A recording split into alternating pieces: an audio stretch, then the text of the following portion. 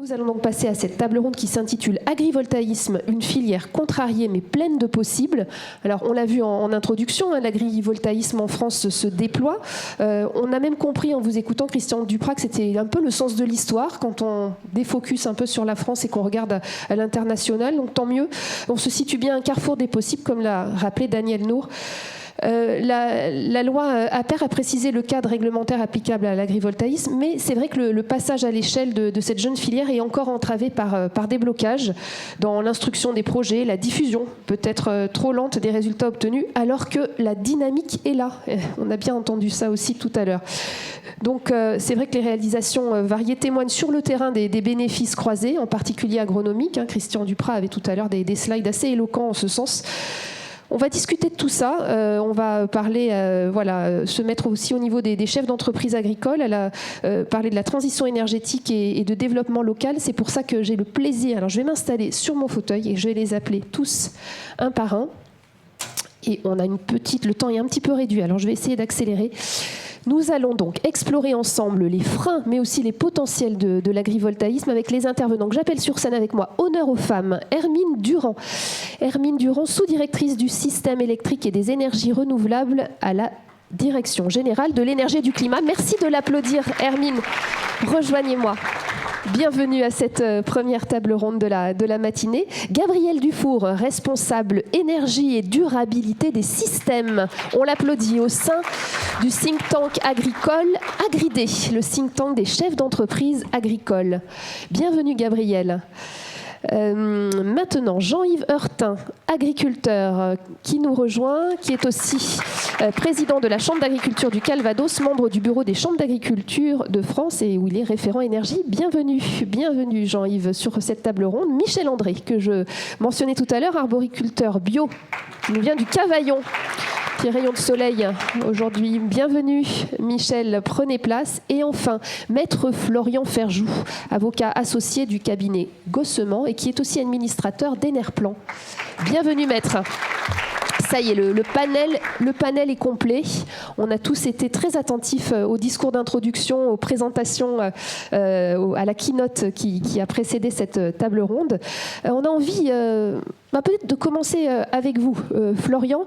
Prenez un micro sur ce volet juridique. Je rappelle le titre de cette table ronde, agrivoltaïsme, une filière contrariée mais pleine de possibles. Alors, il y avait le premier carrefour de l'agrivoltaïsme l'année dernière, avec un contexte particulier, avec des nouveautés.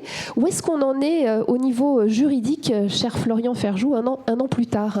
Merci Enerplan et France Agrivoltaïsme pour cette nouvelle journée, nouveau carrefour de l'agrivoltaïsme. L'année dernière, quand on était présent au premier carrefour, on avait le dispositif juridique qui était mis en place depuis mai 2024. Et on est dans le lancement. On a été dans ce lancement des projets avec des dépôts dès l'été finalement de l'année dernière. Donc là, ce qui est en termes d'actualité juridique, on peut se féliciter qu'il a conservé sa stabilité, à quelques exceptions près, on y reviendra. Mais ce qu'il faut rappeler aussi, c'est l'importance que ça a eu pour cette filière-là, pour les acteurs de cette filière-là. On est vraiment dans un changement de paradigme, on change, on rebat les cartes. Donc on est vraiment dans quelque chose de nouveau qu'il faut appréhender, qu'il faut utiliser et nécessairement il faut accepter une part de prendre son temps face à cette nouvelle pratique innovante, pleine d'avenir, comme ça a été rappelé. Malgré tout, on a des petites exceptions. Il y a quand même de l'actualité juridique sur ce sujet-là. La première d'entre elles que je mentionnerai, c'est on a face à un Parlement qui se recherche lui-même des dépôts de textes qui concernent l'agrivoltaïsme. Plutôt sur le frein. On essaye d'appuyer sur le frein. À mon sens, c'est une erreur, surtout vis-à-vis de quelque chose qui est naissant. On a besoin de stabilité et de visibilité juridique, de donner le temps. On a un cadre.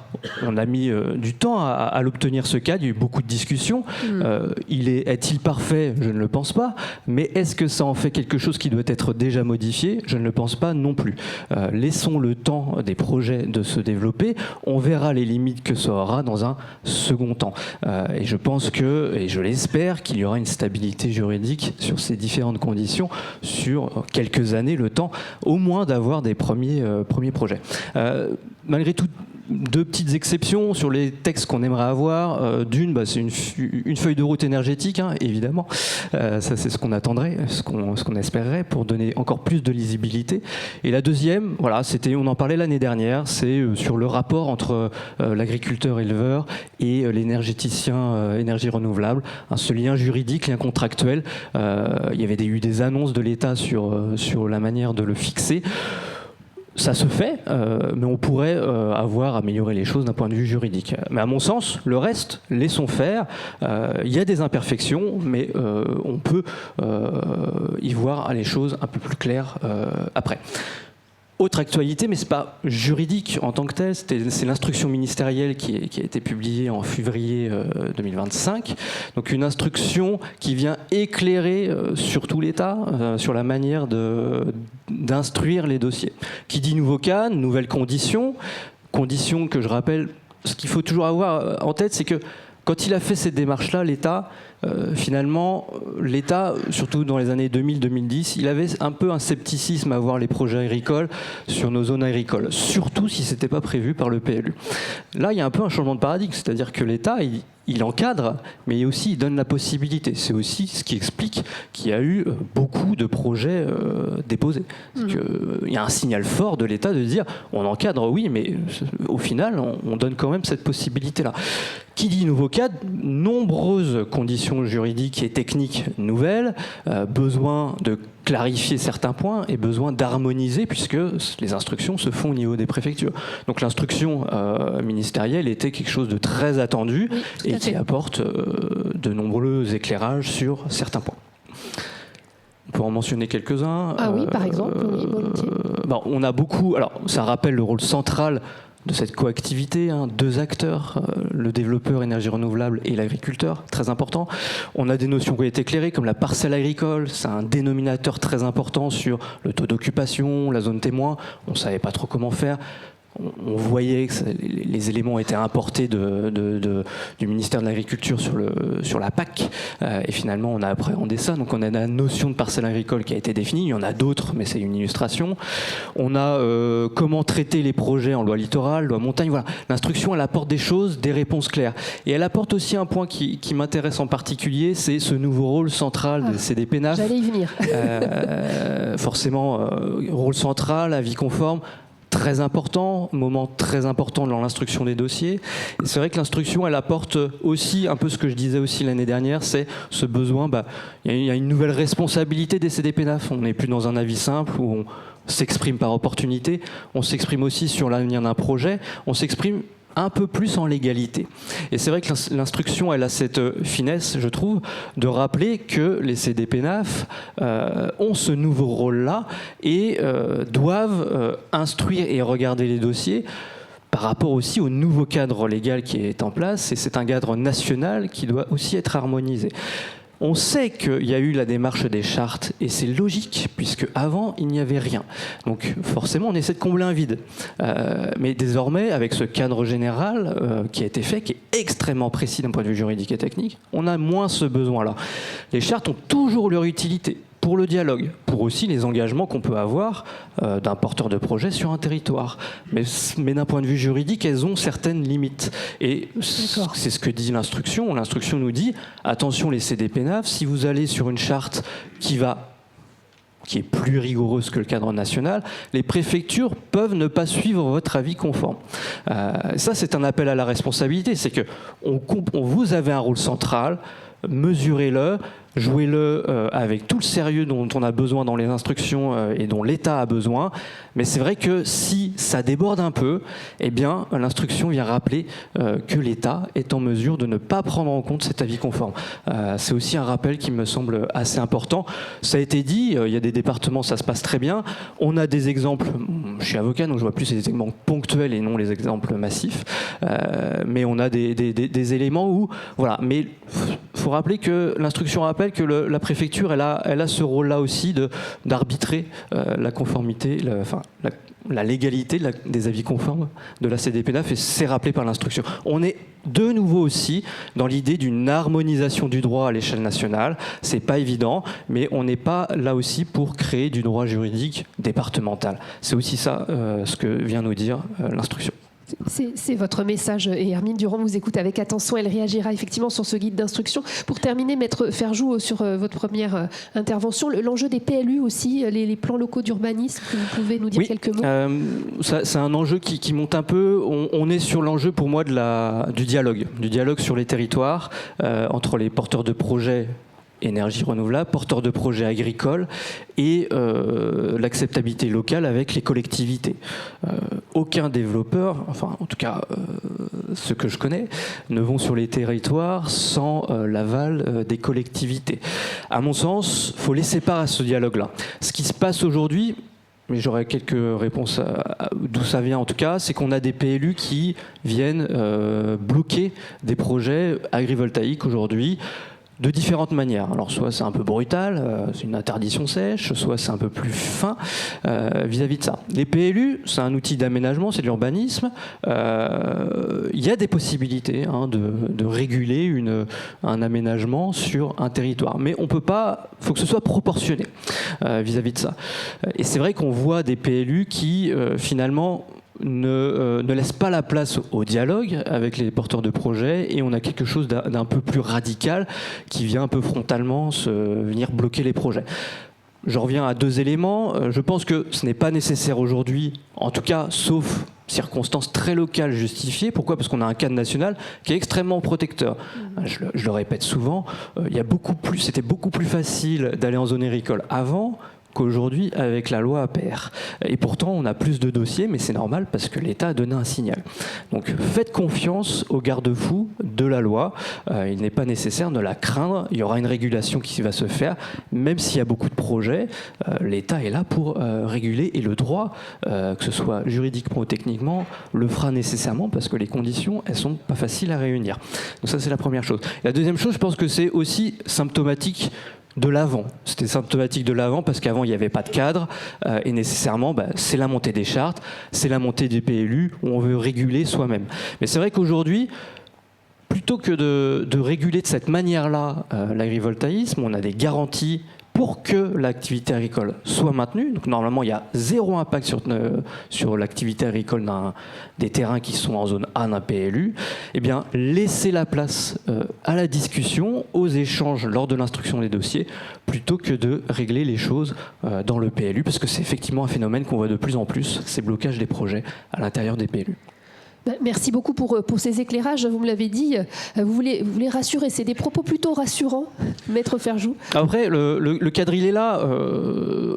C'est difficile tout de suite de se dire « Ah, ça fonctionne, ça marche, le temps il est long, la science est là aussi pour nous aider ». Le cadre juridique, moi, comme je l'ai dit, il a ses imperfections, on n'est pas tous d'accord avec ces éléments-là. Ça a été évoqué par la science avant. Il y a le problématique qualitatif-quantitatif, on est resté sur du très quantitatif, mais peu importe, il est là, il a été longuement discuté avec les pouvoirs publics. Utilisons-le, pratiquons-le, il aura des limites, il y aura les préfectures qui vont faire le droit, il y aura le juge aussi qui va faire le droit, et on aura le temps de faire un bilan dans 4-5 ans vis-à-vis des limites qu'il peut offrir. On prend rendez-vous.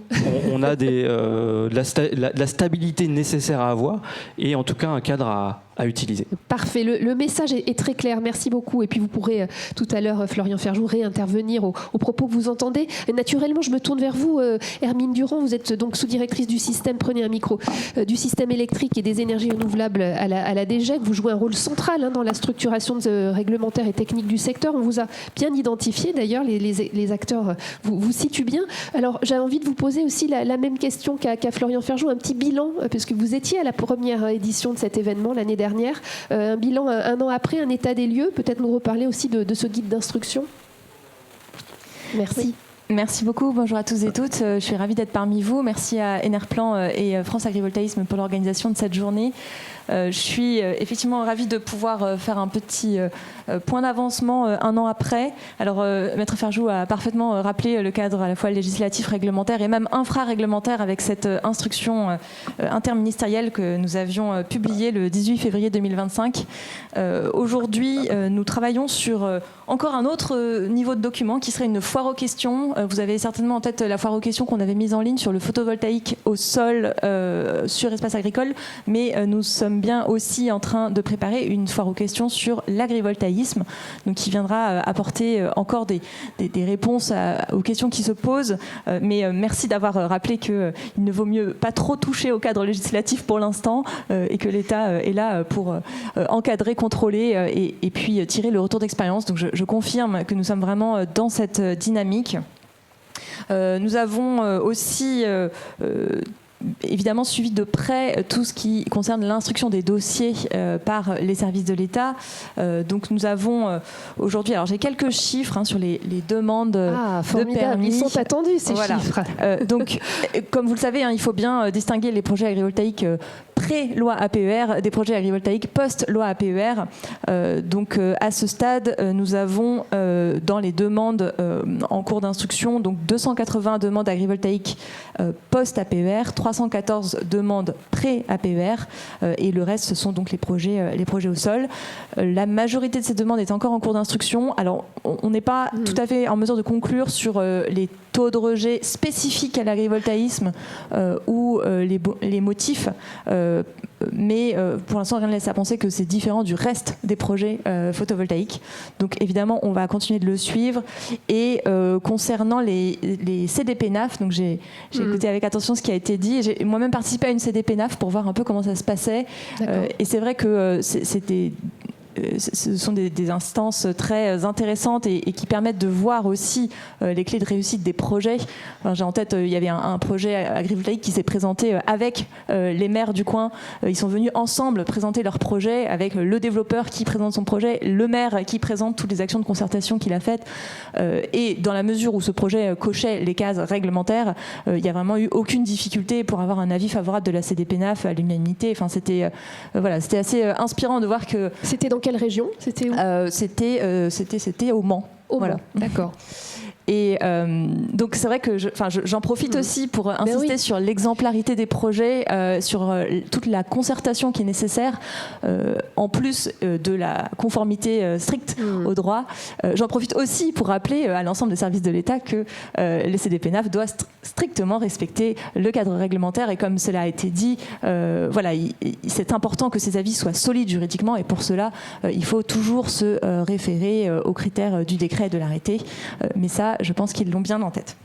Mais c'est vrai que quand les professionnels entendent qu'il y a entre 50 et 80% de réponses négatives des DDT, ils se posent des questions. Il y a vraiment ce besoin de remonter terrain. Donc c'est très précieux ce que vous partagez. Oui, et puis on a des outils de reporting qu'on va continuer de développer. Donc on suivra vraiment ces dynamiques d'instruction. Peut-être dans le bilan, j'aurais aussi souhaité faire un petit point sur la compétitivité des projets agrivoltaïques. Et je pense que les résultats des dernières périodes d'appel d'offres montrent que oui, les projets agrivoltaïques peuvent être retenus dans les dispositifs de soutien.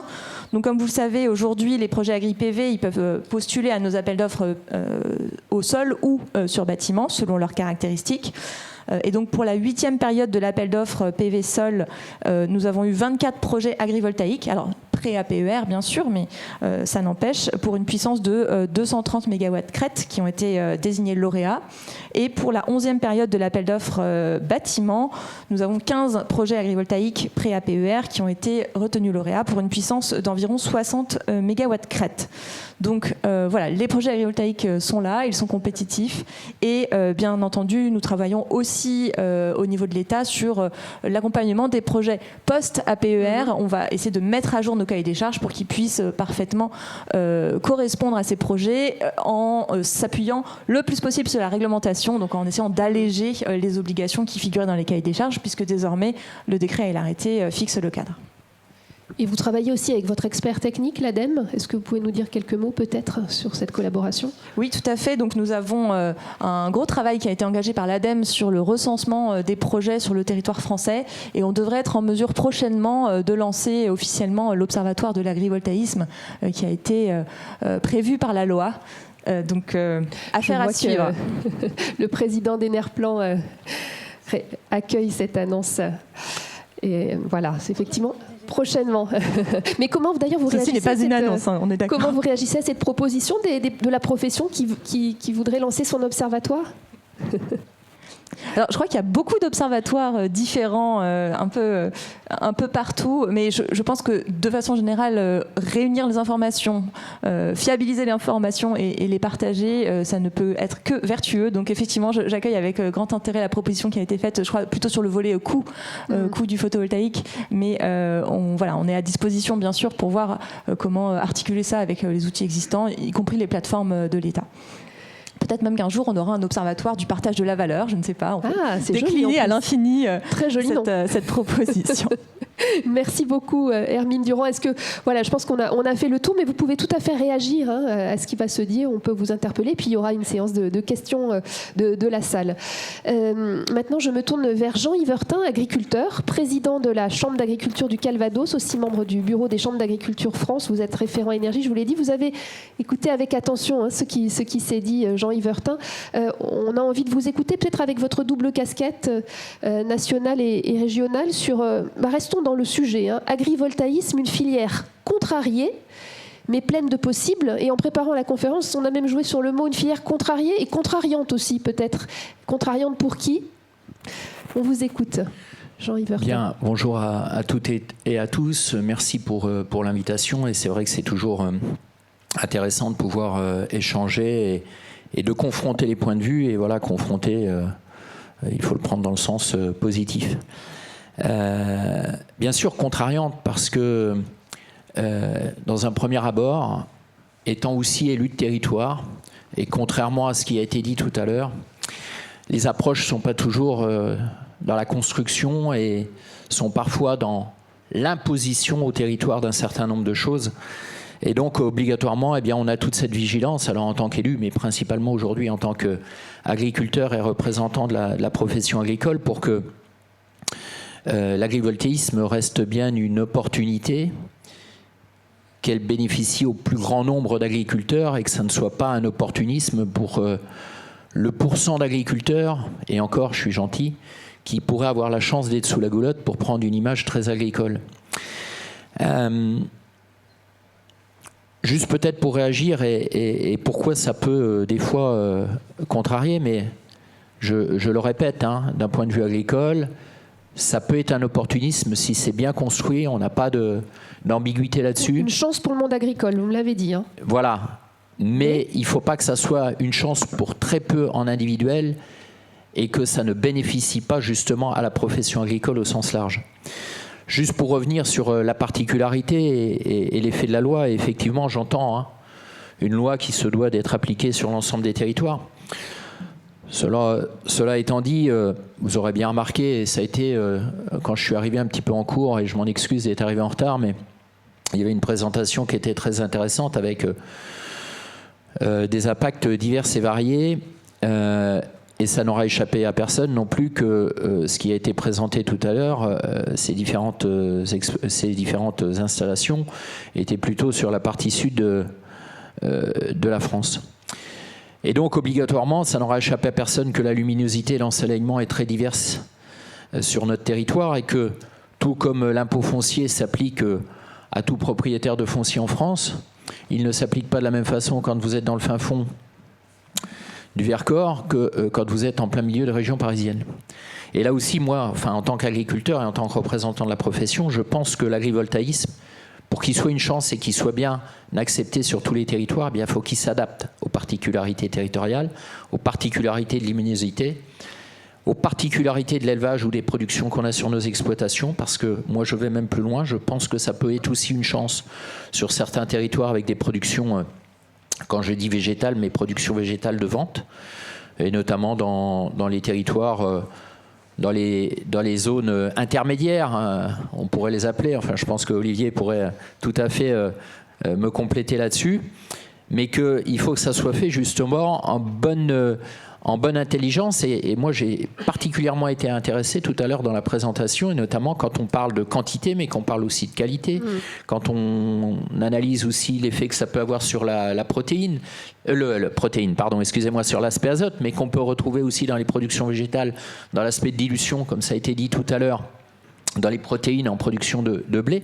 Donc nous, notre vraie préoccupation, c'est que demain l'agrivoltaïsme, ça soit quelque chose de vertueux, que ça ne soit pas quelque chose d'alibi, qui corresponde et qui s'adapte aux productions d'un territoire. J'ai entendu tout à l'heure, il faut que l'exploitation s'adapte. Non, je suis désolé. Non, il faut que ça s'adapte aux agricultures des territoires, et il faut qu'on ait un vrai travail, et heureusement, il y a des développeurs qui vont dans ce sens-là. Moi, sur mon département, j'en ai rencontré peut-être 25 ou 30 maintenant, 25 ou 30 projets différents, avec des approches très très différentes. Il y a des développeurs qui arrivent en disant la loi, rien que la loi. Puis il y en a d'autres qui disent non, nous on a bien entendu. Vous voulez quelque chose qui soit adapté par rapport à votre luminosité, votre ensoleillement. Vous voulez de l'acceptabilité par rapport aux élus locaux. Parce qu'il ne faut pas oublier non plus que ce genre de projet, même si on prête beaucoup de pouvoir au maire, ce sont les préfets qui les valident ou qui ne les valident pas. Le maire a très très peu de pouvoir, hormis essayer de jouer le conciliateur, parce qu'il se dit sur ma commune quand même mes budgets sont de plus en plus durs à boucler, ça serait pas mal, ça ferait du bien à un ou deux agriculteurs, et puis ça serait pas mal pour mes finances communales. Donc vous voyez, je brosse large volontairement, parce que je pense que si on ne met pas tous ces interlocuteurs autour de la table, si on n'a pas une vraie ouverture aux acteurs locaux, que ce soit les collectivités, les syndicats d'énergie, les citoyens voisins et les agriculteurs environnants, pour qu'il y ait un vrai partage, mais pas juste un partage à travers une taxe, eh bien je suis désolé, je pense qu'on n'apportera pas l'espoir que ça peut représenter pour ceux qui se disent « Ah, pourvu que ça tombe chez moi ». Eh bien non, il faut qu'on ait vraiment une approche plus solidaire. Collective, le mot a été prononcé collective et transversale. Collective et transversale, tout à fait. D'ailleurs, vous avez quelques chiffres sur votre département d'agriculteurs qui ont été embarqués Alors, sur notre département, on a vu pour l'instant CDPENAF 3 projets. Il y en a eu 2 qui n'ont pas eu suite de données. Il y en a eu un qui a eu une suite de données, mais parce qu'il arrivait avec quelque chose de très innovant. Alors je garderai bien de dire le nom du développeur, mais il arrivait avec des panneaux qui étaient posés à 4,50 m du sol. Les animaux se promènent et pâturent librement. L'herbe peut être récoltée, l'herbe peut être cultiver, et ce n'est pas un gros mot de dire on veut cultiver de l'herbe en dessous. Eh bien non, ça a été dit tout à l'heure, une prairie, ça se travaille, ça se valorise, ça se cultive, parce que si on la cultive pas et qu'on la valorise pas correctement, eh bien elle va vite dégénérer en roncier, et ce n'est surtout pas l'objectif. Ça serait quand même dommage de voir des panneaux s'installer et de voir ces surfaces en dessous être entretenues par des broyeurs. Donc effectivement, et donc on a ce projet, moi, qui est particulièrement intéressant, parce que derrière, il y a une analyse et il y a un suivi qui est fait. J'entendais tout à l'heure aussi sur le comportement des animaux, donc il va y avoir un suivi quantitatif, un suivi qualitatif, mais aussi comment se comportent les animaux par rapport à l'ensoleillement, les courants d'air que ça peut représenter, enfin un certain nombre de choses. Et je pense que ça va être riche d'enseignements, et à partir de ça, effectivement, on pourra peut-être être un peu moins frileux et se rapprocher plus facilement du cadre national, mais aussi peut-être certaines particularités qui naturellement démontreront qu'il faut une adaptation territoriale. C'est bien entendu, on a bien compris votre message. Vous avez parlé aussi en préparant cette intervention de rapport gagnant-gagnant. Je veux que des chefs d'entreprise s'adressent aux chefs d'entreprise agricoles. Hein. Cet effet miroir est important pour vous. Tout à fait. Hein. Moi, je pense que la réflexion, il faut vraiment qu'elle ait lieu entre chefs d'entreprise, chefs d'entreprise, exploitants agricoles, développeurs. Je mettrais presque les collectivités un peu dans les chefs d'entreprise, parce que quand voilà 3 ans, elles avaient tous peur. On avait tous peur en tant qu'élus de ne pas avoir suffisamment d'énergie. Et bien, quand on a de l'énergie locale qui se produit sur un territoire, ça peut être aussi une chance pour s'assurer un minimum d'approvisionnement d'énergie. Et quand je dis gagnant-gagnant, je l'ai effleuré tout à l'heure. C'est vrai que quand vous avez des développeurs qui arrivent en disant mais nous, voilà, on est prêt à ouvrir. Alors, Bon, souvent, hein, la limite du 49% ne se franchit pas, mais peu importe, ça, c'est pas grave. Mais quand on a une vraie ouverture au territoire, aux citoyens, aux agriculteurs, là aussi, ça sera de l'acceptabilité. Parce que, moi, franchement, sur ma commune, peut-être qu'un jour, il n'y en aura, peut-être pas. Ça, c'est pas grave. Mais je ne voudrais pas qu'on arrive dans les mêmes situations de tension dans l'acceptabilité que ce qu'il peut y avoir aujourd'hui autour de l'éolien. De grâce, n'allons pas là-dessus parce que je pense qu'on a besoin de ce mix énergétique, on a besoin de ces énergies renouvelables, mais il faut que ça se fasse avec une bonne compréhension, une bonne appropriation pour avoir de l'acceptabilité et ne pas dire « allons-y, non, il y a la loi, on y va, et puis dans 5 ans, si jamais on se prend des retours, on verra bien. » Non, veillons à ce qu'on n'ait pas cette opposition qui se matérialise trop rapidement parce qu'on n'aura pas concerté, on n'aura pas veillé à l'acceptabilité. Très bien. Mais en parlant d'acceptabilité, d'ailleurs, il y a un sondage qui est sorti. 84% des Français sont favorables aux ENR. Alors, c'est du déclaratif, hein, c'est à prendre avec des pincettes, mais quand même... Quand elles ne sont pas à côté de chez eux. Voilà, j'attendais ce commentaire fort juste. Merci beaucoup, Jean-Yves Heurtin, et vous pouvez réagir. Et je suis sûre qu'il y aura aussi des questions. Mais c'est très bien parce que vous avez parlé de chef d'entreprise et c'est tout à fait le jargon, c'est tout à fait l'état d'esprit, l'ADN de think tank Agridé. Vous nous faites le plaisir à Gabriel Dufour d'être avec nous à cette table ronde, hein, responsable énergie et système durable à Agridé. Vous avez écouté avec attention Jean-Yves Heurtin. Déjà peut-être nous présenter le think tank et puis ce que vous avez engagé comme travaux de réflexion sur l'agrivoltaïsme, et puis on a quelques questions à partager. Oui, bonjour, merci Marie-Laure. Merci à Enerplan et France Agrivoltaïsme pour votre invitation. Alors Agridé, pour ceux qui ne connaissent pas, c'est le think tank de l'entreprise agricole. Donc un think tank, c'est un lieu de réflexion. Nous essayons d'accompagner les réflexions des chefs d'entreprise agricole, mais aussi de toutes les entreprises de la chaîne alimentaire, dont les développeurs aujourd'hui. L'entreprise, donc l'entrepreneuriat, c'est notre prisme à travers lequel nous étudions tous les sujets qui peuvent aller de la souveraineté alimentaire à l'entrepreneuriat féminin, en passant par One Health, santé unique. Et aujourd'hui, nous posons bien sûr toutes ces questions, comme vous, sur l'énergie. Nous essayons de mettre à disposition notre matière grise, notre capacité d'intelligence collective. Et beaucoup d'entre vous sont invités dans nos groupes de travail pour réfléchir ensemble, puisque c'est avec des acteurs de terrain que nous réfléchissons. Ce n'est pas des réflexions hors sol. Nous travaillons aussi beaucoup avec l'Association française de droit rural, donc qui ont les mêmes je dirais, conclusions que vous, Maître Ferjou, sur la demande qu'ils ont de nous laisser du temps, aux juristes de terrain pour essayer d'avoir ces premiers retours d'expérience de terrain. C'est pas seulement des retours techniques, c'est aussi des retours juridiques. Il faut trouver, alors nous sommes le think tank de l'entreprise, donc il faut trouver, l'entreprise par définition, nous aimons la liberté d'entreprendre. Il faut trouver le bon équilibre entre cette liberté d'entreprendre et la réglementation qui est nécessaire pour border cette nouvelle filière agrivoltaïque. Donc c'est un équilibre à trouver, un équilibre des forces à trouver entre réglementation et liberté d'entreprendre. Et vous considérez que c'est une opportunité pour les chefs d'entreprise agricole, l'agrivoltaïsme ? Ah oui, soyons quand même honnêtes, c'est avant tout une opportunité quand même pour les chefs d'entreprise agricole. Je ne vous apprends pas que la réalité économique des entreprises agricoles n'est pas évidente, surtout là, en pleine transition, toutes ces transitions que nous devons traverser, transition agroécologique, transition énergétique, la souveraineté, les difficultés pour nous à être vraiment acteurs de la souveraineté alimentaire, à améliorer notre souveraineté alimentaire. Donc c'est de tous ces enjeux, nous devons essayer de trouver le meilleur finalement. Pardon, votre question, j'ai oublié. Alors non, je vous faisais réagir sur l'opportunité, mais c'est bien parce et les freins, puisque cette table ronde veut parler des freins et des possibles. Oui. Alors l'opportunité, excusez-moi, l'opportunité, elle est d'abord économique et dans certaines dans certains territoires, il va falloir qu'on l'assume à présent à cause du changement climatique et à cause des potentiels agronomiques qui sont très faibles. Je pense bien sûr aux zones intermédiaires, la diagonale du vide avec des potentiels agronomiques faibles, avec des aléas climatiques qui changent la donne. Dans certaines régions, il devient difficile de vivre des productions agricoles et des productions alimentaires. Donc ça, c'est un sujet qui est assez tabou dans le monde agricole parce qu'il valide peut-être l'idée qu'il y a une forme d'échec.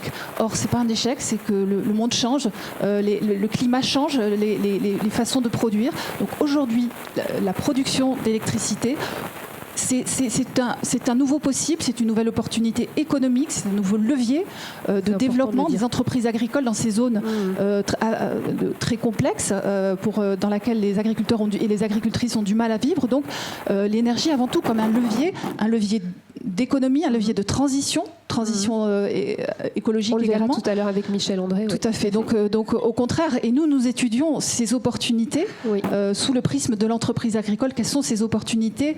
Comment faire en sorte finalement, la grande question du foncier agricole aujourd'hui, la raison pour laquelle on est là, c'est que pour répondre aux grands enjeux de transition énergétique, le foncier agricole est mis à contribution. Donc on ne le dit pas assez clairement. Quelle est cette contribution à la fois sur l'éolien, sur le photovoltaïque, sur la méthanisation, sur les biocarburants, tout ça, ce sont finalement, c'est le foncier là qui est au cœur de ces questions. Tout à fait. Et c'est le foncier qui est au cœur de nos questions aujourd'hui. Les sols aussi.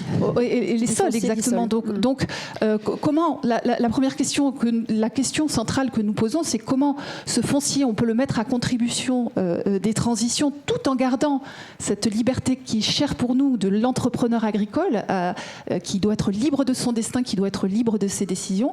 Et la deuxième question que nous posons et qui est absente aujourd'hui et qui est absente à quasiment de tous les on va dire les débats et puis les filières, la méthanisation c'est pareil, c'est aussi l'autonomie énergétique des entreprises agricoles. Là nous parlons de l'autonomie des territoires, la contribution des agriculteurs aux énergies renouvelables de leur territoire. Donc c'est une très bonne chose et vraiment ça va créer des liens et des dynamiques tout à fait positives. Mais le secteur agricole doit aussi se décarboner, doit aussi être souverain. On produit 20% des énergies renouvelables, les agriculteurs participent à produire 20% des énergies renouvelables en France, mais consomment des énergies fossiles venant de l'étranger. Donc il y a quand même là aussi une équation à résoudre. Et peut-être l'agrivoltaïsme, comme la méthanisation, pourrait aussi se mettre autour de la table et essayer de réfléchir en quoi elle pourrait participer aussi à cette souveraineté, à cette autonomie des entreprises agricoles, énergétiques également, qui va participer de fait à la décarbonation, puisque quand vous produisez des énergies renouvelables, vous décarbonez, c'est une énergie qui est décarbonée. Il faut aller les convaincre, les agriculteurs, justement. Il y a un gros travail de communication, de formation, d'information. C'est le rôle aussi que vous voulez jouer? C'est le rôle qu'on veut jouer, et c'est vrai que c'est une question. Là, bien sûr, ici, nous sommes devant des convaincus. Les agriculteurs qui sont présents ici sont déjà investis dans l'énergie, pardon pour le lapsus, sont tout à fait convaincus de l'intérêt de l'énergie dans l'entreprise agricole. Mais il y a aussi un autre tabou en agriculture qui est celui de la production d'énergie, de gagner sa vie avec des productions énergétiques, comme si c'était ça ne se mange pas, l'énergie. Une trahison à la production agricole. Elle ne l'est pas du tout, au contraire. Vraiment, il y a beaucoup d'histoires dans lesquelles l'énergie va pouvoir pérenniser un élevage, permettre des transitions de pratiques, installer un jeune. Il y a des femmes, des très beaux modèles de portage foncier, beaucoup de créativité autour de ces modèles. Donc ça c'est très intéressant. Et peut-être la question qu'on pourrait se poser dans le secteur agricole, que je n'entends pas beaucoup non plus, mais que vous avez un peu évoqué, Monsieur Heurtin, c'est celle de d'essayer d'inclure un maximum d'agriculteurs et d'agricultrices sur cette possibilité de produire de l'énergie renouvelable et de du photovoltaïque dans des champs ou sur des ombrières, mais aussi une diversité de profils. C'est-à-dire que là, actuellement, on a les pionniers. Les pionniers, ce sont plutôt des agriculteurs expérimentés, d'un certain âge, qui connaissent très bien leur territoire, qui ont un ancrage territorial, qui sont déjà sur des sujets énergie. C'est vrai que c'est intéressant, le profil sociologique des... Tout à fait. Il y a des études, d'ailleurs, pas sur l'agrivoltaïsme, mais des études sur les profils sociologiques des énergiculteurs, on va les appeler comme ça. Énergiculteurs.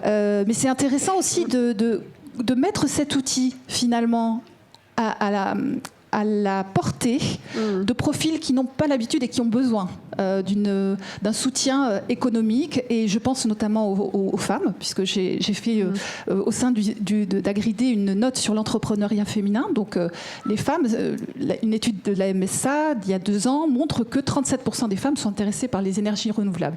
Donc là, on voit presque tous les profils, c'est un chiffre essentiellement des hommes. Oui.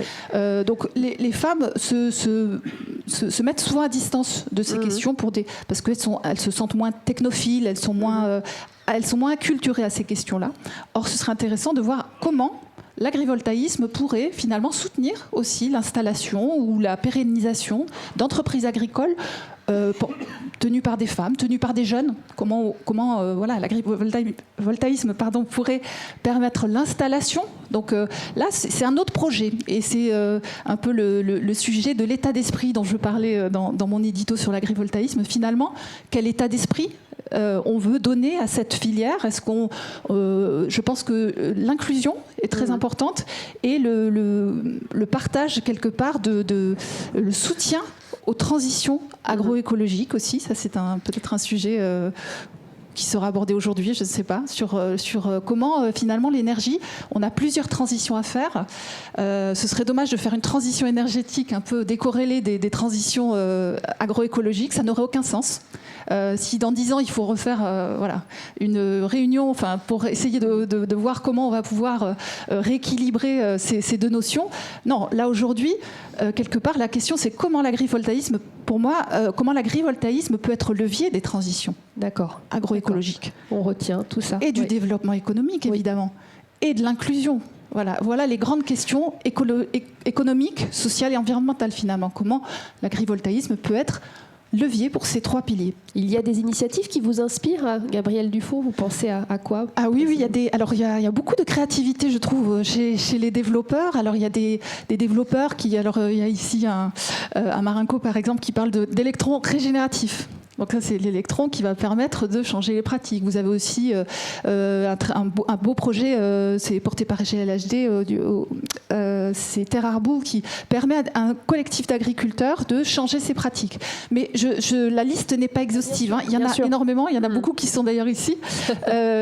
Et c'est en tout cas des projets, c'est intéressant de voir que ces projets sont vraiment, ont derrière, pareil, un état d'esprit. Et je pense que vraiment cet état d'esprit doit nous imprégner et peut-être être structuré aussi dans la filière. Que les agriculteurs qui font de l'agrivoltaïsme en soient fiers. C'est ça aussi que vous nous avez dit. Ah oui, tout à fait. Mais je pense que ceux qui en font en sont fiers.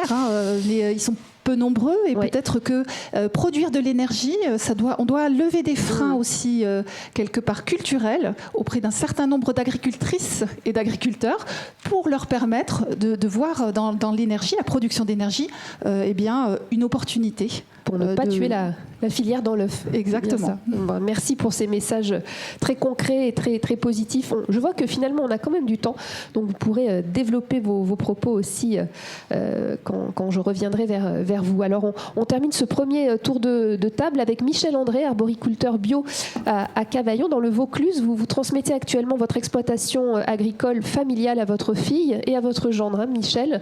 Vous êtes lancé dans l'agrivoltaïsme pour laisser vous me l'avez dit, un verger plus résilient face au changement climatique. On est pile poil dans ce que vous disiez, Gabrielle Dufour. Est-ce que vous pouvez nous raconter cette aventure, Michel André?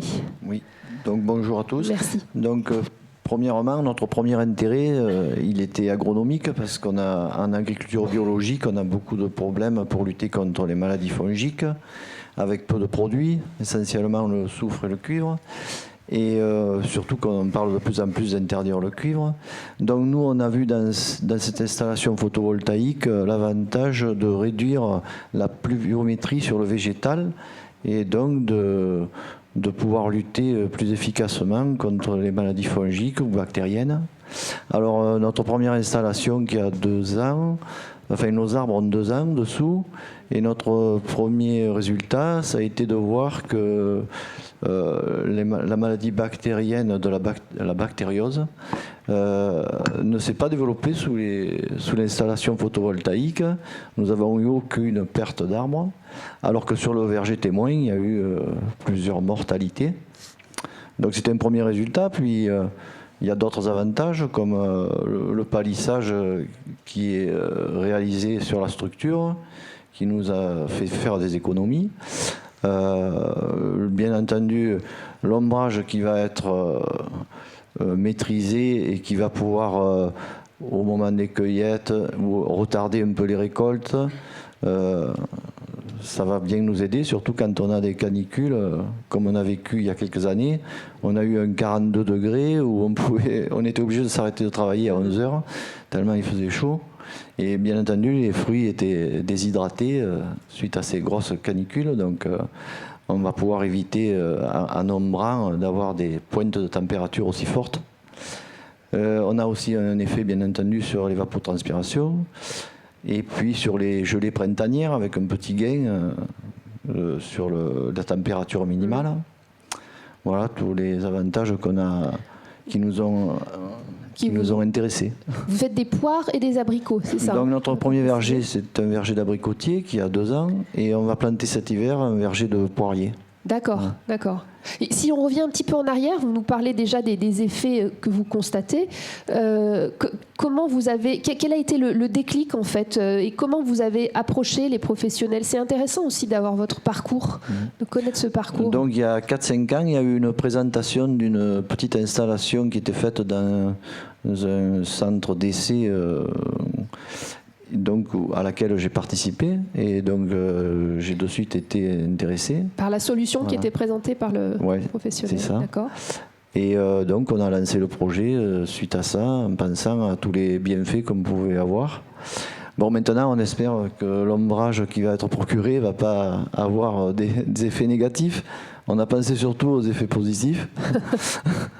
Et bon, on attend notre première récolte importante cette année en abricot pour voir les effets sur la coloration, le taux de sucre. Mais bon, on a de grands espoirs. D'accord, donc vous n'avez pas encore le recul tout à fait. Non, on n'a Vous pas un recul constatez, suffisant encore pour crier victoire. D'accord. Est-ce que ça a été un investissement pour vous en tant qu'agriculteur, un investissement financier, Non, cette démarche? la partie photovoltaïque a été financée par le développeur. Donc nous, on a simplement financé le verger. Voilà. D'accord. Et vous vous sentez bien accompagné? Pour l'instant, tout se passe bien, pourvu que ça dure. Très bien, très bien. Est-ce que vous êtes le seul de votre territoire à avoir mis en place ces panneaux? Oui, dans notre région arboricole, disons dans un rayon de 50 km autour de chez moi, je pense être le seul. Mais il y en a un peu plus loin, du côté de Perpignan, qui ont fait des vergers de poiriers. Et puis il y a un centre d'essai aussi qui avait mis en place un verger d'abricotier. Mais sinon, des agriculteurs qui se sont vraiment lancés, j'en connais pas. Pas trop, quoi. Si, il y en a un autre, c'est vrai, dans le nord du Vaucluse, qui a mis des cerisiers, qui est une culture aussi qui s'adapte bien aux panneaux solaires. D'accord. Vous avez parlé d'un projet de 2,6 hectares sur abricotier qui a été planté en 2024, voilà. C'est ça? Qui est actuellement en Prometteur. deuxième année. Mais c'est prometteur, les résultats? Pour l'instant, oui. On attend de voir la première récolte l'an prochain, quoi. Et, pour l'instant, les arbres sont beaux, donc tout va bien. Il y a un autre projet aussi sur poirier qui est en fin d'instruction. Voilà, on espère qu'il va recevoir l'avis favorable, tant attendu, ce feu vert. Mais il y en a eu un premier, il y avait une première CDPNAF qui a été favorable, mais bon, il redemande d'autres compléments d'information, donc on va y retourner. Voilà, c'est très concret comme témoignage. On a un petit peu de temps finalement de revenir un peu sur vos propos, puis temps de prendre des questions de la salle. Est-ce que vous avez envie de réagir peut-être à ce qui a été dit les uns les autres, qui voudraient à nouveau prendre la parole, peut-être sur le volet juridique, le côté économique ou politique? Maître Ferjou, on recommence par vous, parfait. Je reprends mon tour. Parfait. Juste aussi un petit retour d'expérience quand même de mon regard de juriste et d'accompagnateur de ces projets-là. Alors, ça va être plus sur des projets avant APR, mais il y a aussi des projets post-APR. Je vois 2 grands leviers, et ça a été dit, qui permettent de sortir les projets quand même. au-delà du juridique, parce que effectivement, et ça je le rejoins, le juridique ne suffit pas. D'une, c'est l'aspect collectif, je l'ai dit, le dialogue avec les collectivités. Aujourd'hui, il est indispensable, puisqu'on a aussi cette phase dans les projets d'enquête publique avec les riverains qui doit se faire. Donc ça, c'est un élément important. Élément aussi qui est déterminant de plus en plus, c'est le concours de l'agriculteur, du paysan, qui devient un chef d'entreprise agricole. Oui, qui devient un co-développeur quasiment dans certaines situations. Et moi, ce que je vois, c'est que dans les audiences que je peux faire dans ces dossiers-là, eh bien, au début, souvent, il y avait le développeur qui m'accompagnait. De temps en temps, le maire. Et de plus en plus, maintenant, eh bien, il y a l'agriculteur qui vient à ces audiences-là. Ça, c'est un vrai indicateur, ça. Et qui est de plus en plus curieux. Et moi, j'aime bien qu'il vienne avec moi. J'aime bien que le juge voit aussi, parce qu'on débat beaucoup de l'aspect agricole de ces projets-là. Alors, on est encore sur le avant APER de ces projets-là, mais beaucoup, et ceux qui fonctionnaient avaient cette dimension agricole vis-à-vis des critères qui étaient en place. Mais on est sur on va dire une continuité de pratique, même si on rentre beaucoup plus dans la technicité et la précision des conditions juridiques et techniques. Donc voilà, je rejoins ce qui a été dit. On est sur les projets qui sortent.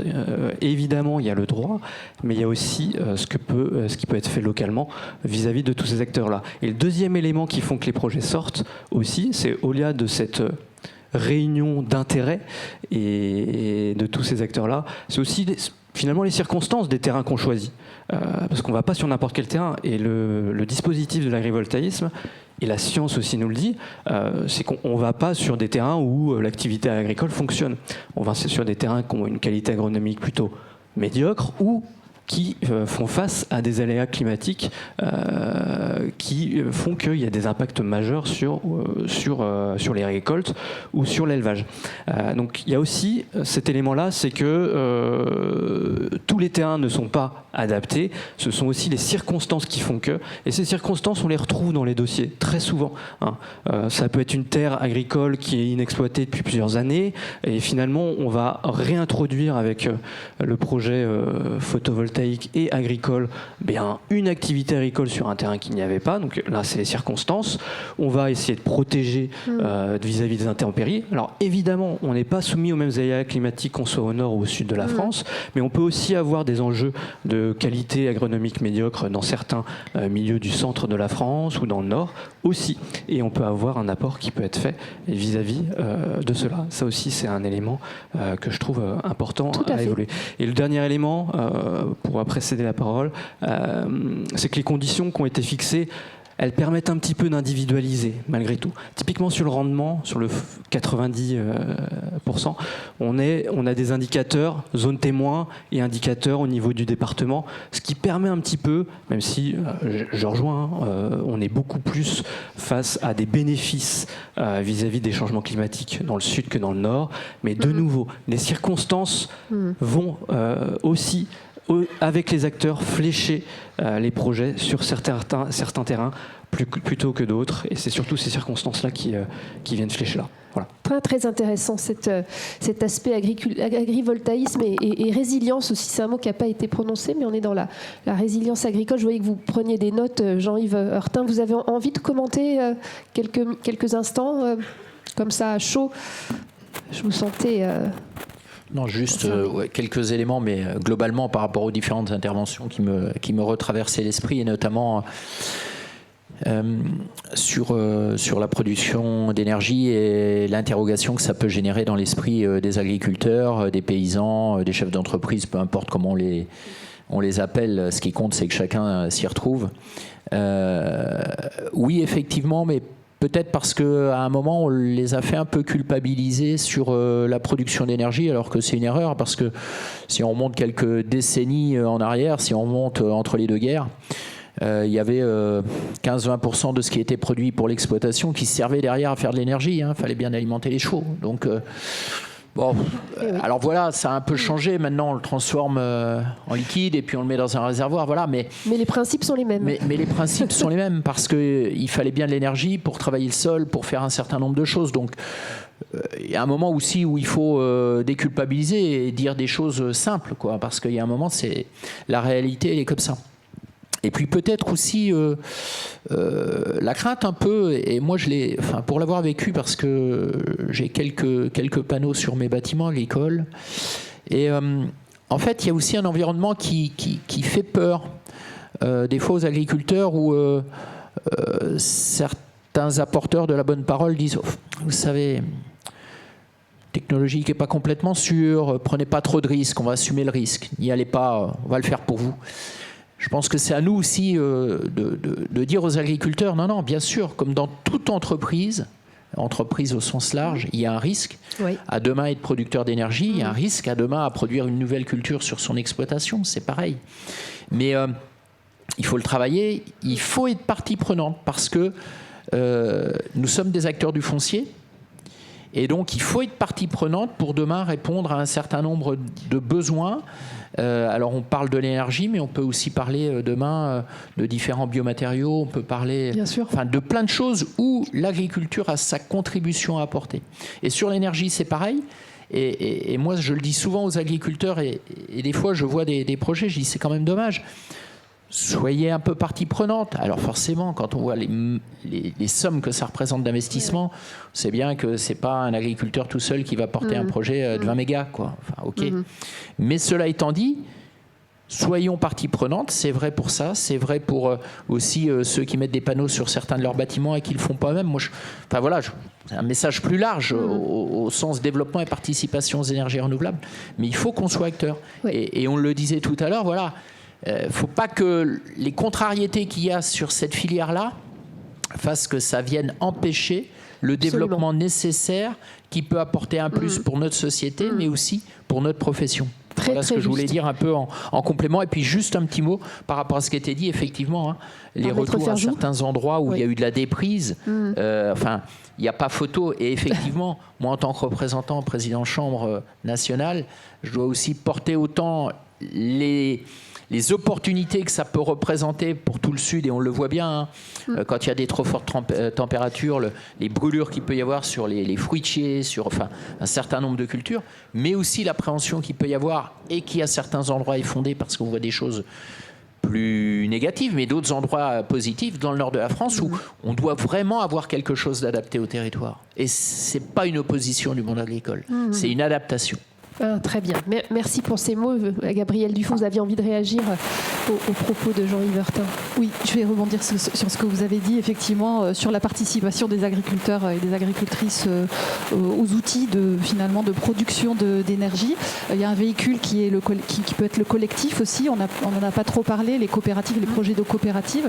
Je regarde TSE pour qui j'ai Carole de TSE pour qui j'ai animé au SPACE une table ronde sur coopérative et cet après-midi, on en parlera aussi. Voilà. Donc sans trop dévoiler alors ce qui va se passer cet après-midi, mais c'est vrai que c'est un outil, le collectif, on le sait en agriculture.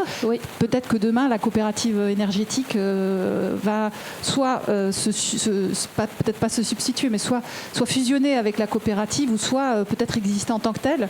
Et je pense on croit beaucoup vraiment à Agridé, au collectif comme un levier à la fois de partage de compétences, de mutualisation, d'optimisation à tout niveau. Donc le collectif, alors il y a on peut citer peut-être certaines coopératives qui se lancent dans l'agrivoltaïsme, qui à la fois permettent aux agriculteurs de rentrer dans le capital, ou bien qui permettent d'essayer d'inclure, je reviens à l'inclusion, d'essayer d'inclure le plus grand nombre d'agriculteurs pour qu'il y ait finalement le moins d'opposition possible et que ça profite au maximum. Donc quelques noms. Oui. Donc il y en a, comme sur TF1, j'en ai quelques-uns en tête. Eureden, puisque c'est celui que je viens de citer. Il y a aussi Alliance BFC, qui est un peu précurseur aussi sur cette question. Il y a Oxiane que vous interrogez qui sera là cet après-midi. Il y a aussi FEDER Élevage qui travaille aussi vraiment avec ce souci d'essayer de partager la valeur. C'est un peu la réponse. La coopérative peut être, ou le collectif, c'est pas forcément une coopérative. Je pense peut-être demain les CUMA porteront peut-être aussi, comme ils font déjà, des projets de méthanisation, peut-être qu'ils porteront aussi des projets agrivoltaïques. D'accord. Et c'est un outil, en tout cas un véhicule pour pouvoir partager la valeur au sein d'un collectif d'agriculteurs. Et quid des banques? On n'en a pas trop parlé. Vous parliez de prise de risque tout à l'heure, monsieur Heurtin. Où est-ce qu'elles se situent, les banques, dans l'histoire? Je pose peut-être une colle. La question m'est venue en vous écoutant. Je peux parler juste des expériences que j'ai dans nos groupes de travail avec les banques que nous connaissons chez Agridé. Il y a bien sûr les banques pour l'instant. Donc là, je parlais de pionniers tout à l'heure. Donc on est un peu dans les premiers projets. Donc là, pour l'instant, les banques ne prennent pas trop de risques. Donc vont plutôt sur des profils d'agriculteurs, ce que je disais, qui sont plutôt assez résilients économiquement, qui ont voilà. Donc là, on est sur un premier groupe de pionniers qui sont soutenus par les banques, mais peut-être que demain, avec l'industrialisation peut-être des process, avec peut-être les coûts baissent, donc les coûts vont continuer peut-être à baisser. Peut-être qu'on aura aussi, les banques vont pouvoir soutenir aussi des projets pour aussi des agriculteurs et des agricultrices qui en ont besoin. Partenaires de ces projets. Merci beaucoup, Gabrielle Dufour, pour cette réponse. Hermine Durand, est-ce que vous avez envie d'ajouter quelque chose à tous ces propos? Je suis sûre que oui. Et puis, il y a de toute façon les questions qui sont prévues de la salle. Vous nous dites, hein. Sinon, on prend les questions tout de suite. Je vous sens inspirée. Oui, merci beaucoup. Je voulais juste rebondir sur tout ce qu'on a entendu sur le retour d'expérience. Un point que je voulais aborder tout à l'heure, mais j'ai oublié, c'était dans les étapes juridiques qui sont encore devant nous, il y a évidemment l'arrêté sur les technologies éprouvées. Donc, dans ma fiche, je devais redire que de toute façon, il faut plusieurs années pour construire des installations. Il faut plusieurs années de récolte aussi pour avoir un recul sur l'impact de l'installation sur la récolte. Donc, enfin voilà, ça m'y a fait vraiment penser en vous écoutant. Effectivement, on va aussi avoir des connaissances nouvelles qui s'accumulent. On va avoir des rapports de suivi aussi agricoles qui vont être remis au titre des référentiels juridiques, que ce soit pour les installations pré-APER et puis ensuite pour les installations post-APER. On commence à en recevoir des rapports de suivi agricole. On regarde aussi avec nos collègues du ministère de l'Agriculture et avec les DDT comment est-ce qu'on peut les analyser, parce que c'est pas évident de vérifier le maintien de la production agricole, les bénéfices rendus par l'installation agrivoltaïque. Mais on se met aussi en ordre de marche du côté de l'État pour pouvoir analyser, contrôler la bonne application de la réglementation. Et puis quand on sera prêt, quand on aura lancé cet observatoire de l'agrivoltaïsme, quand on aura des projets qui ont produit des effets avec plusieurs années de recul, on pourra être en mesure de compléter le cadre réglementaire avec ce futur arrêté sur les technologies éprouvées. Merci beaucoup Hermine Durand pour ces compléments d'information. Eh bien écoutez, je sens qu'on a un petit peu de temps maintenant pour passer aux questions. Merci. Et voilà, un bras se lève. Merci mademoiselle de vous présenter, de poser votre question. Peut-être David Gréau, donc délégué général d'Enerplan. Je me permets juste une réaction à ce que j'ai entendu sur le panel, sur notamment le sondage sur les Français et les énergies renouvelables. Au contraire de ce qui a été dit sur la scène, les Français, dès lors qu'ils sont à proximité d'une installation d'énergie renouvelable, sont encore plus favorables que le reste des Français. Donc la proximité induit le fait qu'ils sont encore plus favorables. Donc voilà, je ne voulais pas laisser penser que c'était le contraire. La polémique est lancée. Merci David. Attention, Monsieur Hortin veut réagir. Il a raison, il a le droit de se défendre. Merci. Juste, je suis désolé. Moi, je suis maire d'une petite commune. Il y a beau y avoir des énergies renouvelables pas très loin. Il y a de nouveaux projets. Je peux vous dire que il n'y a pas 75 ou 80% de favorables, quoi. Non, faut y être tous les jours, hein. Vous savez, quand vous subissez les menaces, le harcèlement et tout, quand vous essayez de construire quelque chose d'acceptable, je dis pas d'être un défenseur, d'acceptable, et que, je vous garantis que c'est pas 85%. Le facteur humain. Je peux également témoigner sur notre premier projet. Les 3 voisins qui étaient à côté ont fait un recours juridique. Et c'est pas aller plus loin, mais je ne suis pas d'accord avec ce qui vient d'être dit. Bon, voilà, il nous fallait un petit peu de polémique, là, voilà. Mais le facteur humain, c'est quelque chose qu'on ne peut pas maîtriser, ni dans la loi, ni dans... voilà. Et il faut faire avec. Voilà, merci. On vous écoute. Oui, bonjour à tous. Donc, Amandine Carrière, EDF. Merci pour vos interventions. Je voulais réagir au sujet de la compétitivité que vous évoquiez, Hermine. C'est vrai que ces projets agri-PV qui sont tous post-loi APER sont très compétitifs dans les appels d'offres creux qui sortent. Il faut néanmoins rappeler que, et on le constate et on est en train de faire l'exercice, que les projets agri-PV qui vont être post-loi APER seront beaucoup plus chers au regard des contraintes multiples, diverses et variées qui sont dues à la loi APER. Donc quel dispositif vous envisagez pour continuer à récompenser, ou pour récompenser à l'avenir ces projets qui seront moins compétitifs que les autres dans le cadre des appels d'offres creux? Vous pouvez vous présenter, mademoiselle, s'il vous plaît, ça m'a échappé. Oui. Ah pardon, bah voilà. Amandine Carrière, EDF. Merci.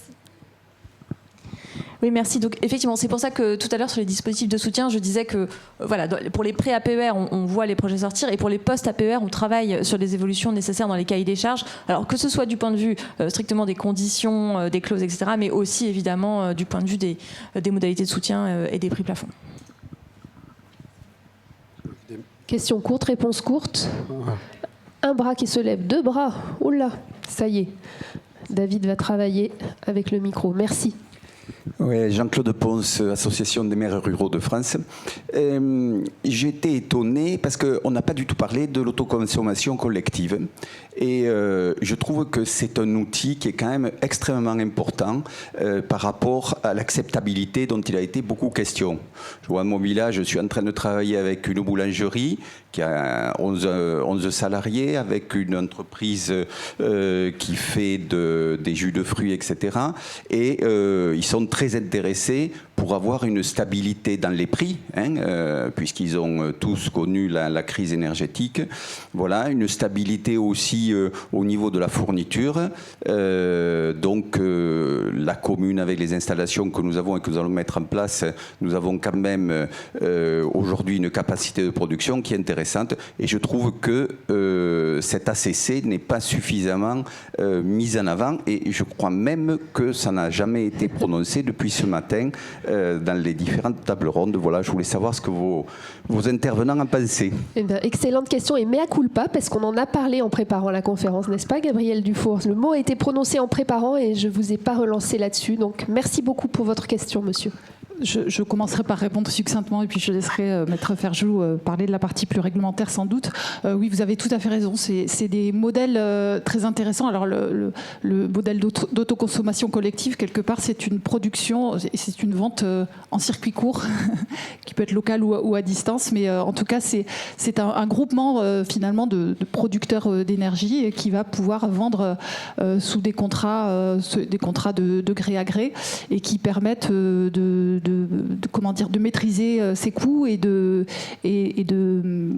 c'est peut-être ce qui prendra le relais des contrats que nous connaissons, des contrats EDF ou GRDF que nous connaissons aujourd'hui, subventionnés, etc. Ce sont des contrats qui, par contre, sont directement aux prises avec le marché, puisque c'est vraiment des producteurs, des consommateurs qui se mettent en relation. Et en effet, c'est le futur. C'est quelque chose qu'il faudrait étudier. Alors dans le monde agricole, on en a très peu encore. Mais il y a la méthanisation qui fait ça, non? Non, la méthanisation vend avec des contrats plutôt pour GRDF ou équivalent dans les territoires. Il y a certaines sociétés qui... Voilà.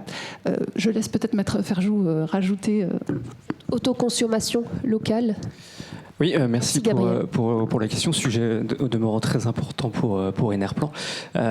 C'est un sujet qui n'est pas directement lié à l'agrivoltaïsme. L'agrivoltaïsme, c'est plutôt la manière de s'installer et de produire. Là, on est plutôt dans la vente, on va dire, enfin plutôt la manière de la consommer. Par contre, je suis d'accord, ça fait partie de l'un des mécanismes, comme d'autres, financement participatif, participation de la commune dans la société de projet, de l'agriculteur dans la société de projet. On est sur l'ensemble du débat sur le partage de la valeur, parce que c'est aussi une certaine manière de partager la valeur, la manière dont c'est fait. Après, à mon avis, c'est deux systèmes qui, un jour, vont peut-être se rencontrer. Aujourd'hui, pas encore suffisamment, sauf pour ce qui est de la toiture. Parce qu'il faut bien penser qu'on est rarement avec des projets au sol, on va dire sur zone agricole isolée, avec de l'autoconsommation collective, parce qu'on a des critères quand même de distance qui font que ça va être souvent des toitures qui sont sur des bâtiments qui sont à côté d'autres bâtiments qui permettent finalement d'avoir une connexion. Et puis on a aussi une deuxième barrière pour l'autoconsommation collective, c'est la puissance maximum, puisqu'on ne peut pas développer quand on est au-delà d'un certain seuil, qui sont plutôt seuls les seuils habitués au sol, et des projets agrivoltaïques, 5-10 MW, font que on a encore ce lien-là qui n'est pas encore suffisant. Mais forcément, ça en fait partie. On pourrait avoir un dynamisme, par exemple, avec un arrêté tarifaire petit sol, qui pourrait peut-être aussi dynamiser, même si on est moins sur l'agrivoltaïsme que sur des terrains dégradés. Mais évidemment, il ne faut jamais l'oublier. Ça peut être utilisé dans des situations aux circonstances très particulières. On est encore sur quelque chose qui se cherche pour des projets, on va dire, en zone agricole, isolée, qui peuvent avoir une ampleur qui dépasse l'autoconsommation collective. Merci à tous les deux pour vos réponses à Monsieur Ponce que l'on retrouve à la table ronde de l'après-midi tout à l'heure. J'ai vu que des bras se levaient. Merci, monsieur, de vous présenter. Oui, bonjour, je me représente donc Philippe Vervier, Société Acceptable à Venir. Notre métier, c'est d'aider les projets à créer des dynamiques locales positives. Enfin, ce n'est pas des questions, c'est plutôt des témoignages que je voudrais apporter là, par rapport aux échanges qui ont eu lieu. Donc, par rapport à la question d'acceptabilité, d'acceptation locale. Donc, sur le terrain, qu'est-ce qu'on voit ? Moi, j'appelle ça le paradoxe des énergies renouvelables. Donc, il y a une acceptabilité sociale très forte, c'est-à-dire que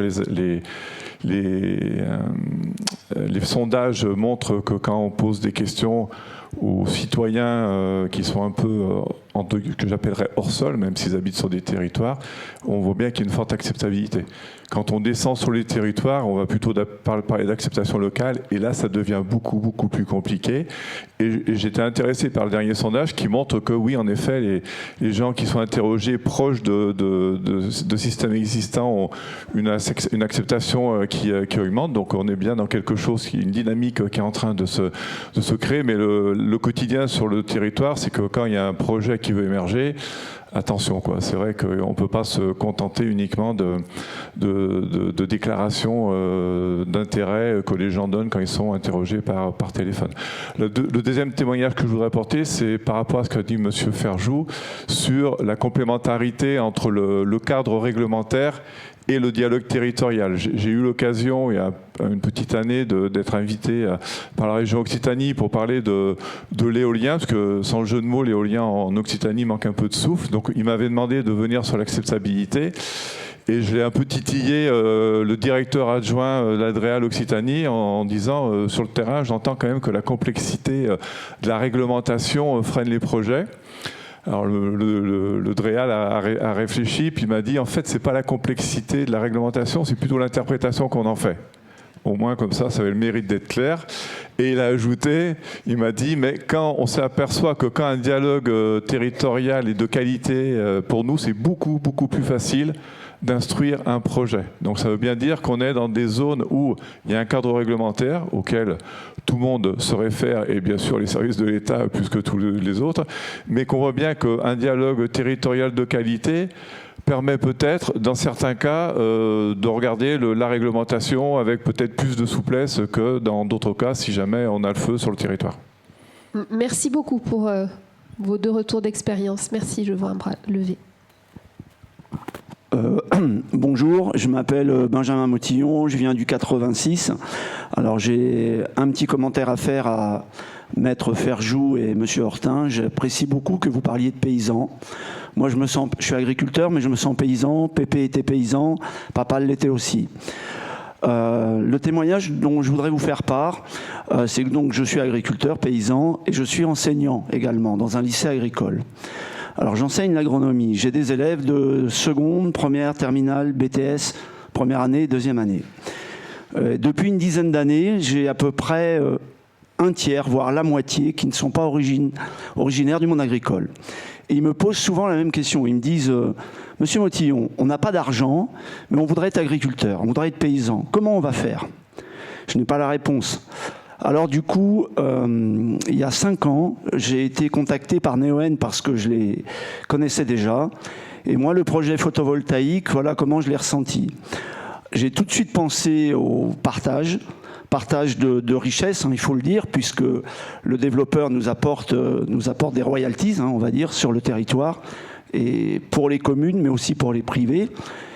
Et je me suis dit, comment on va pouvoir répondre à la question que les jeunes me posent ? J'ai dit, dans ces cas-là, j'ai proposé à Neoen la chose suivante. Je leur ai dit ce qu'il faudrait, c'est que j'ai 58 ans aujourd'hui, j'en avais donc 53 à l'époque. J'ai dit, il faudrait le temps de l'instruction du dossier, trouver un jeune, faire un partenariat, faire un tuilage. Moi, j'ai 58 ans, je vais faire encore 3 ans. Et puis, dans 3 ans, je vais laisser ma ferme aux jeunes qu'on a mis sur les rails. Il n'est pas là aujourd'hui parce qu'il ne pouvait pas venir. Neoen, ça leur a beaucoup plu. Ils m'ont dit, on va vous accompagner dans ce projet-là. Alors finalement, ma question, elle s'adresse à Monsieur Hortin. Vous êtes représentant de la Chambre d'agriculture. C'est quelle place on va faire à la nouvelle génération pour les jeunes agriculteurs? Comment ils vont faire pour s'installer? Sachant que chez nous, enfin chez moi, en Poitou-Charentes, je suis en céréales, une ferme céréalière de 100 hectares, ça vaut à peu près 1 million d'euros. Donc 1 million d'euros pour parfois gagner un peu d'argent ou voire avoir un revenu négatif, on ne peut pas décemment aller voir une banque en disant « je veux emprunter 1 million d'euros pour en gagner 20 000 ». Alors ma question, c'est politiquement, quelle place vous allez faire aux jeunes désargentés pour pouvoir s'installer dans le cadre de l'agrovoltaïsme? Bien, vaste débat. On a combien l'après-midi? Non, on a 5 minutes. Plus sérieusement, effectivement, vous soulevez un problème où aujourd'hui, les outils agricoles, à tort ou à raison, se négocient pas à leur valeur économique.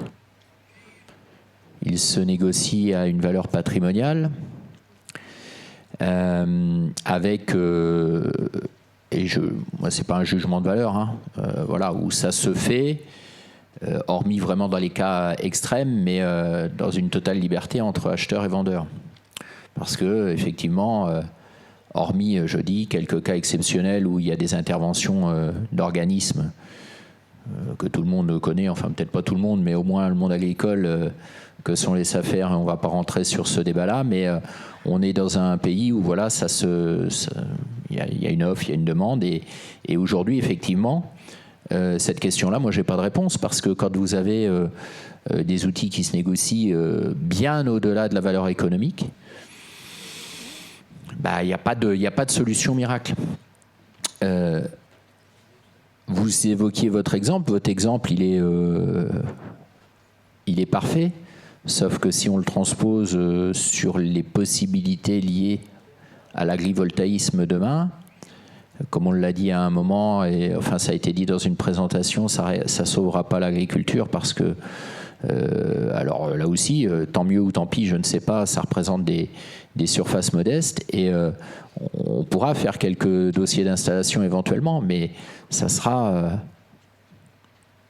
je ne sais pas, demain pour répondre à la PPE, allez sur mon département, je crois qu'il faut 40 installations agrivoltaïsme de 20 ou 25 mégas. Donc on sera loin. Qu'est-ce que je dis aux 2960 autres agriculteurs, en gros, pour schématiser? Et donc effectivement, il y aura peut-être quelques installations qui pourront être favorisées parce que vous êtes dans une démarche vertueuse, parce que votre démarche, elle est exemplaire telle que vous le faites, hein.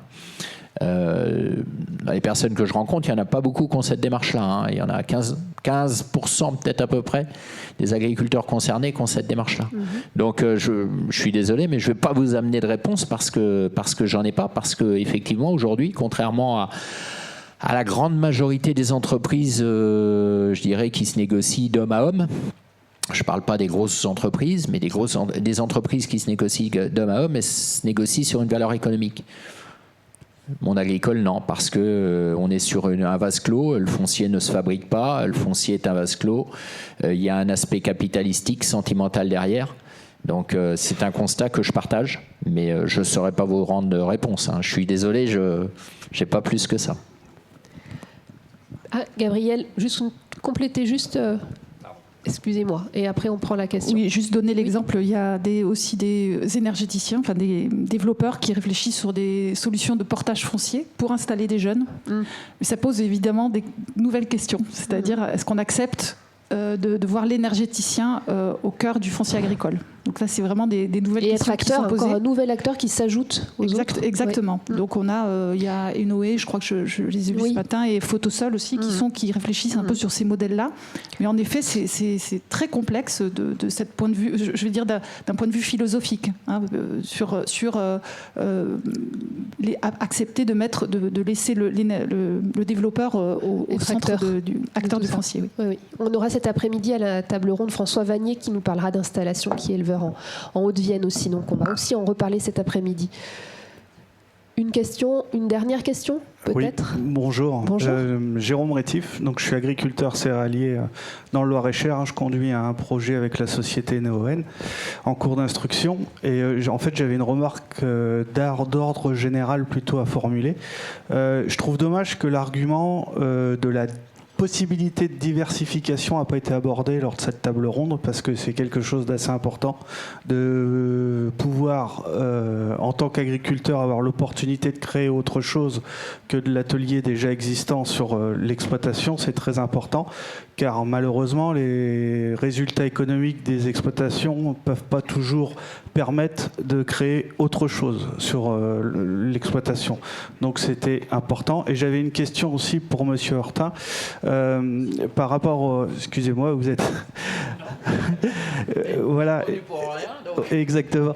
Donc en fait, on a différentes études menées par les chambres d'agriculture départementales qui nécessitent des études préalables agricoles pour tous ces projets. Je trouve dommage que ça n'a pas été assez individualisé, ces recherches et cette étude. En fait, on réagit sur un schéma départemental et non pas à l'échelle de l'exploitation, et je trouve un petit peu dommage. Je voulais avoir votre avis là-dessus. Par rapport aux études d'impact sur l'agriculture, enfin, qui peuvent découler par rapport à l'agriculture, mais aussi pour partie par rapport à la compensation collective agricole, on est bien d'accord. C'est pas pour botter en touche, hein, mais c'est toujours très compliqué d'avoir une approche entre guillemets faite à la dentelle, quoi.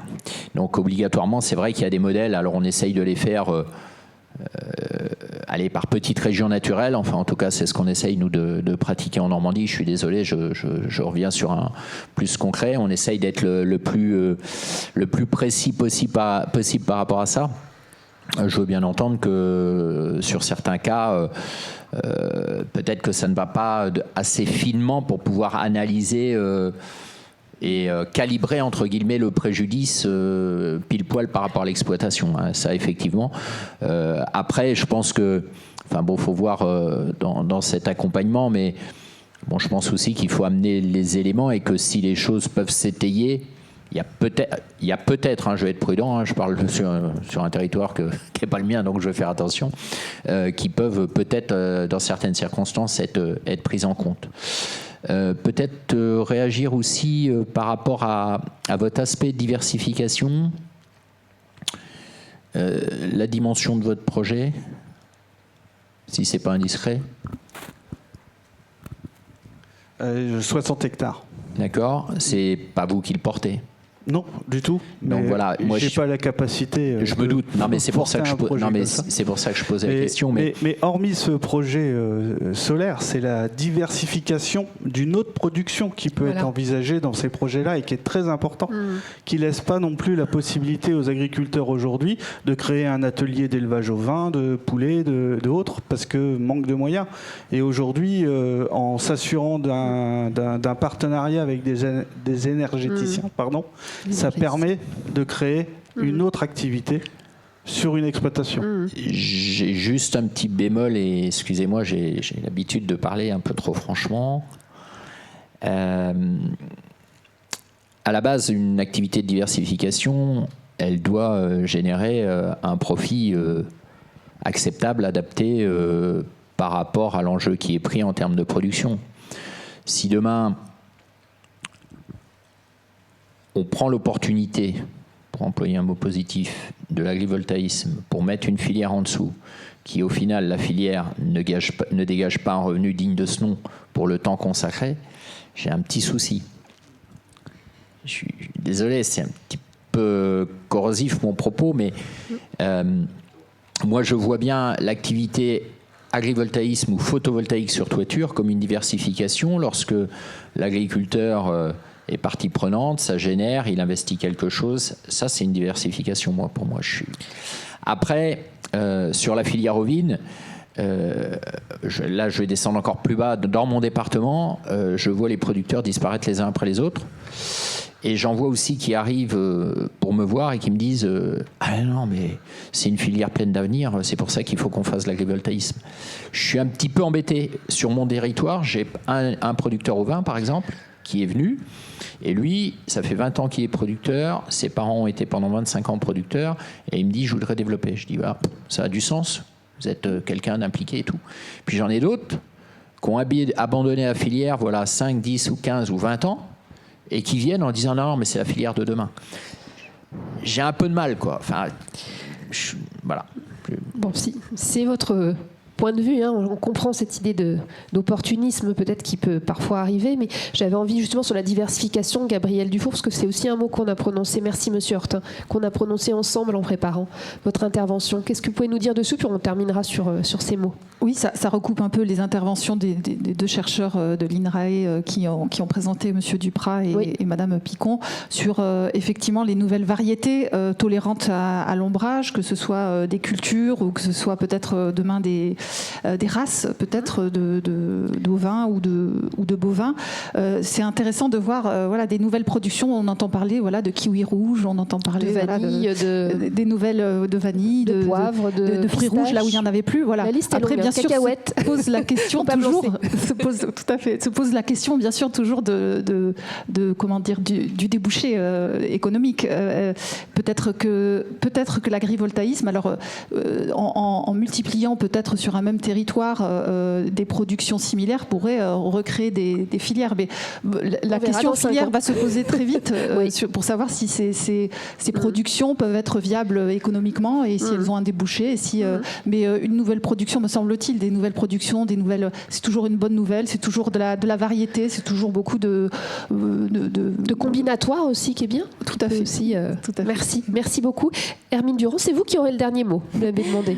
Oui, je voulais en profiter pour dire que le sujet de la modification d'un projet après la délivrance de l'autorisation d'urbanisme, c'est aussi un sujet qu'on regarde d'un point de vue juridique, puisqu'aujourd'hui, la réglementation ne prévoit pas le changement de production au cours de la vie du projet, mais on va essayer d'apporter des réponses dans notre foire aux questions sur l'agrivoltaïsme qui devrait être publiée début 2026. Eh bien, encore une précision fort précieuse. Merci Hermine Durand. Et on me signale une dernière question, monsieur. Merci. Oui, bonjour. Amour Bicouta, Plénitude. Une question pour madame Durand, justement.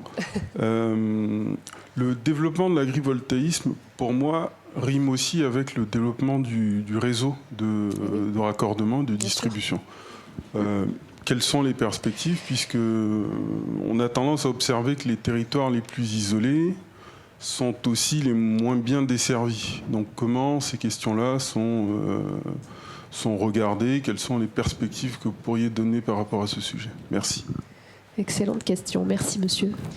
Merci. Alors, c'est un peu pareil. Est-ce que j'ai l'après-midi ou pas? 2 minutes. Merci pour votre question. Sur le développement du réseau, on a évidemment les schémas de raccordement des énergies renouvelables au réseau, les S3RENR, qui sont les schémas de planification qui font référence pour pouvoir lancer les investissements nécessaires et prioriser les demandes.